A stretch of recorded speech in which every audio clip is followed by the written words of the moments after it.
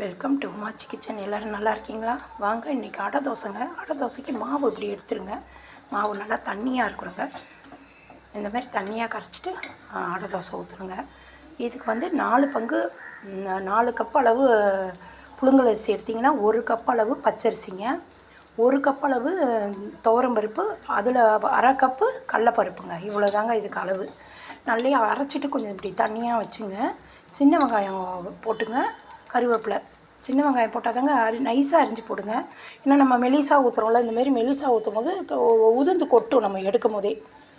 அதனால் நீங்கள் மெலிசா நல்ல நைஸாக அரிஞ்சிங்க. இதை பாருங்கள், இந்தமாரி மெலிசாக இருக்கணும், அப்போ தான் பிடிக்குங்க. கனமாலாம் இருந்தால் எங்கள் வீட்டில் பிடிக்காது. இதை தான் ஊற்ற சொல்லுவாங்க. இதுமாரி தான் எங்கள் வீட்டில் அடிக்கடி அடை தோசை தான் எங்கள் வீட்டில். அடை அளவு தாங்க, கொஞ்சம் குறைன்னே அரைச்சிங்க. ரொம்ப நைஸாக அரைக்காதீங்க, ரொம்ப நைஸாக அரைக்க வேணாம். வெங்காயம் நைஸாக அரிஞ்சுங்க, கருவேப்பிலை போட்டுங்க, பெருங்காயம் கொஞ்சம் நிறைய போடுங்க, மிளகாவும் தேவைக்கேற்றுனா காரத்துக்கு தக்கன மிளகா போட்டு நல்லா குறைப்பாக அரைச்சிங்க. நம்ம பச்சரிசி போடுற வாசி நல்லாவே வருங்க, எடுக்க வரும்.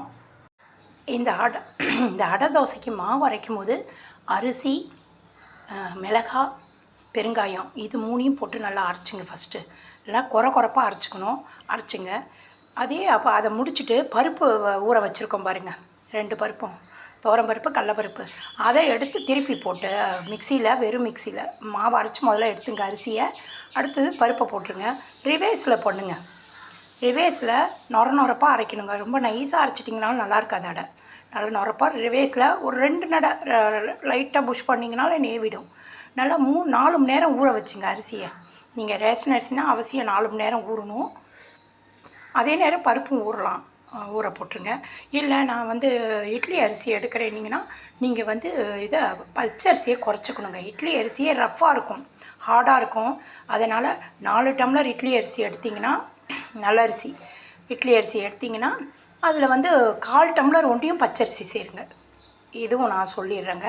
அந்தமாரி பண்ணுங்கள். ஏன்னா இட்லி அரிசியை போட்டுட்டு நீங்கள் 1 டம்ளர் பச்சரிசியும் போட்டால் இன்னும் ரஃப்பாக இருக்கும், சாப்பிடவே முடியாது, ரொம்ப மென்ன பிடிக்கிற மாதிரி இருக்கும். நீங்கள் அந்த மாதிரி பண்ணுங்கள். 1/4 டம்ளர் இட்லி அரிசி, நல்ல அரிசினா 1/4 டம்ளர் தான் பச்சரிசி. நீங்கள் ரேஷன் அரிசியோ இல்லை சாப்பாட்டு புழுங்கல் அரிசி போட்டால் கூட கண்டிப்பாக நீங்கள் வந்து 1 டம்ளர் பச்சரிசி போடணும். அதுதாங்க கணக்கு பார்த்துங்க. இதுமாரி முதல்ல அரிசி அரைச்சிங்க, பெருங்காயம் இதெல்லாம் போட்டு எல்லாம் அரைச்சிங்க. நல்லா மிளகாலாம் நொரப்பாக அரைங்க. அதுக்கப்புறம் தான் பருப்பை ரிவேஸில் அரைங்க. கொஞ்சம் ஒரு நடை ரிவேஸ் பண்ணிட்டு தள்ளி விடுங்க. மேலே வந்து நிற்கும் ஜார்லலாம், அதெல்லாம் பருப்பெல்லாம் தள்ளி விட்டுக்கு நல்லா கையால். அதுக்கப்புறம் திருப்பி 2 நடை 3 நடை ரிவேஸ் கொடுத்திங்கன்னா நல்லா நொரன்னு இருக்கணும். அதை தான் கணக்கு சேர்த்துக்கிட்டிங்கன்னா சூப்பராக இருக்குங்க. அடை டேஸ்ட்டாக நல்லாவும் இருக்கும். இப்போ நம்ம வந்து இந்த அடை தோசையிலே நமக்கு காரம் கம்மியாக இருக்குது, மிளகா கம்மியாக போட்டிருக்கு அப்படின்னு நினச்சிங்கன்னா, காரம் இல்லைன்னு நினச்சிங்கன்னா ஒரு அடை ஊற்றி பாருங்கள். நைஸாக பச்சை மிளகா அரிஞ்சு இந்த மாவுலேயே கலந்துக்கலாங்க. நல்லா கொஞ்சம் அந்த பச்சை மிளகாவோட சேர்த்து சாப்பிடும்போது காரம் கிடைக்கும். எங்கள் வீட்டில் எல்லாம் காரம் கூட தாங்க, எல்லாமே காரம் கூட தான் இருக்கும். அதனால் நாங்கள் வெண்ணெய், வெல்லம் அதெல்லாம் வச்சுக்கிறது, தயிர் அதெல்லாம் வச்சுக்குவோம். நீங்கள் காரம் கம்மியாக இருக்குன்னா தேங்காய் சட்னி இல்லை சட்னி மாதிரி எதனா கூட ஊற்றி சாப்பிட்லாம். சாம்பாரும் ஊற்றி சாப்பிட்லாங்க. உங்களுக்கு காரம் வேணும்னா சாம்பார் இது பண்ணிங்க. இந்தமாரி பார்த்துங்க. இப்போ தோசை ஊற்றிட்டோங்க, அடை தோசை ஊற்றியாச்சு. இப்போ முதல் தோசை ஊற்றும் போது எண்ணெய் ஊற்றிட்டு ஊற்றுங்க. 2வது தோசைக்கெல்லாம் நீங்கள் எண்ணெய் ஊற்ற வேணாங்க. ஏன்னா மாவு தண்ணியாக இருக்க வச்சு எல்லாம் சேர்ந்து குவிஞ்சிக்கும், இந்த நடுப்புற குவிஞ்சிக்கும் எல்லாம். அதனால் அந்த நம்ம சுற்றி ஊற்றின எண்ணெயே இருக்குங்க. மொதல் தோசை எண்ணெய் ஊற்றுங்க, 2வது தோசை எண்ணெய் இல்லாமல் சுற்றி ஊற்றிட்டு அதுக்கப்புறம் எண்ணெயை ஊற்றணுங்க. நம்ம அதுக்கப்புறம் எண்ணெய் ஊற்றிருக்கோம் பாருங்கள். ஃபுல்லாக உங்களுக்கு தேவையான எண்ணெய் கம்மியாகவும் போட்டுக்கலாம்.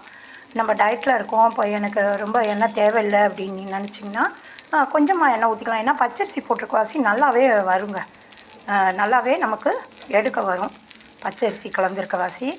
அதனால் நிறைய தான் பச்சரிசி கலந்துருக்கோம், நல்லாவே வந்துடுங்க. பாருங்க, நல்லா வந்துருச்சு. அவ்வளோதாங்க. இப்போ நம்ம 2 பக்கமும் நல்லா செவக்க விடணும். ஏன்னா உடனே ஊற்றி எடுத்துடாதீங்க. இந்த என்ன பண்ணியிருக்கோம், பருப்பு இது அரிசி இருக்குது, நமக்கு மிளகாலாம் போட்டிருக்கோம். நல்லா வெந்தாதாங்க, குறைன்னு அரைச்சிருக்கோம்ல, நல்லா வேகணுங்க. நம்ம கிடுக்குன்னு கோதுமை தோசை மாதிரி ஊற்றினோடனே எடுத்துடக்கூடாது. இந்த பக்கம் நல்லா கொஞ்சம் நேரம் வேகணும், திருப்பி போட்டு நல்லா வேகணுங்க. கொஞ்சம் நேரம் டைம் கொடுங்க, திட்டமாக தீ வைங்க. அப்போ வெந்துடும், பருப்பும் வெந்துடும், அரிசியும் நல்லா சாஃப்டாக வேகுங்க. அப்போ தான் வயிறு உபாதை இல்லாமல் இருக்கும். அவசியம் இதை பண்ணுங்கள். சன்ஃப்ளவர் ஆயில் ஊற்றிங்க. நான் கொஞ்சம் அதில் தேங்காய் எண்ணெய் கலந்து விளக்கெண்ணெய் கலந்துப்பேங்க. விளக்கெண்ணெய் 1 ஸ்பூன் கலந்துப்பேன். நீங்கள் அப்படி எனக்கு விளக்கெண்ணெய் வாடை வரும்னு நினச்சிங்கன்னா தேங்காய் எண்ணெய் கொஞ்சம் கலந்துக்கிட்டிங்கன்னா வாடை இருக்காதுங்க. அந்த நமக்கு விளக்கெண்ணெய் வாடை சுத்தமாக இருக்காது. அவசியம் இந்த அடைக்கெல்லாம் ஊற்றிக்கணுங்க. சொல்லுவாங்க பெரியவங்க, ஊற்றிக்கிட்டால் ஒன்றும் பண்ணாது அப்படின்னு. இதை நான் காரம் எடுக்கிற வாசி அப்படி சொல்லுவாங்கன்னு நினைக்கிறேன். காரம் நம்ம சேர்க்குறோம்ல, மிளகாலாம் நிறைய போடுறோம்ல, அதனால நினைக்கிறேன். நீங்கள் அவசியம் இந்த மாதிரி ஊற்றிங்க. இங்கே பாருங்கள், 2 ஊற்றி வச்சுட்டேன். நல்லா மெலிசாக வந்துருக்கு பாருங்கள். இந்தமாரி மெலிசாக வரணுங்க. அதுமாரி மெலிசாக வந்தால் தான் நல்லாயிருக்கும். அடை தோசைன்னு பேருங்க இருக்குது. நான் ஏற்கனவே இந்த சாதா தோசை போட்டிருக்கேன். இன்னும் இருக்குங்க வெரைட்டி, நான் அடுத்தடுத்து போடுறேன் எப்படின்னு. இப்போ இந்த பக்கம் வெந்திருக்கும்.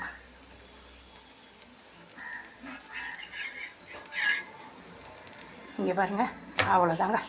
நல்லா வெந்துருச்சு பாருங்கள். கொஞ்சம் இந்த மாதிரி வேக விட்டு தான் எடுக்கணும். இந்த மாதிரி டாட்டாக வந்திருக்கனாலே நல்லா வெந்துருச்சுன்னு அர்த்தம்.